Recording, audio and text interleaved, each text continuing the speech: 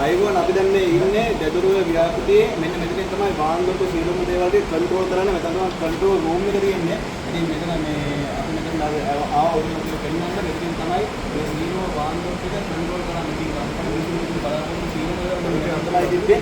ඉතින් බලන්න පුළුවන් මේ විදිහට තමයි දෙදරුවේ සම්පූර්ණයෙන්ම මේ වෙනකොට තියෙන්නේ. ඉතින් අන්න අර පැත්තට බලන්න පුළුවන්. දැන් මේ වෙනකොට වාහනවලට පිටියට යනවා.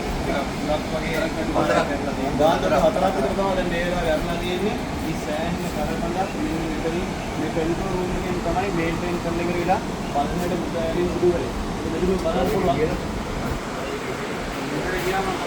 ඒ වගේම මේ කම්පියුටර් එකේ ඩිස්ප්ලේ වෙනවා යද්දන ප්‍රමාණය සහ උප්පේන ප්‍රමාණය ඒ ඔක්කොම මේ කම්පියුටර්ස් වලින් සහ මේ කන්ට්‍රෝල් රූම් එකේ මේ තියෙන සිස්ටම් වලින් බලා ගන්න පුළුවන්. දැන් අපි මේ මෙතනින් ඉෂුව වෙච්ච මෙතනින් අවුට් වෙච්ච වතුර වලින් තමයි අර 50 කන්ටිමේ තියෙන දේවල් පිටාර ගැනීම සම්පූර්ණයෙන් සිදු වුණේ. අපි මේ වෙලාවේ අවශ්‍ය කරන ජනතාවට අවශ්‍ය කරන ආහාර පාන සීලම දේවල් රැගෙන කියලා ලබා දුන්නා. ඊට පස්සේ අපි ආව පොඩ්ඩක් මේ දදුරුවේ මේ කන්ට්‍රෝල් එක මේ ටික බලන්න.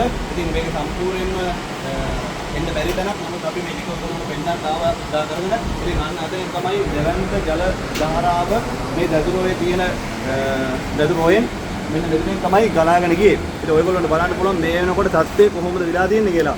ඉතින් රටේම මේ හිටපු ජනතාවගේ බලාපොරොත්තු වෙලා තිබ්බේ මෙන්න මේ ඩෑම් එකෙන් මේ මෙතනින් ජලය යන එක.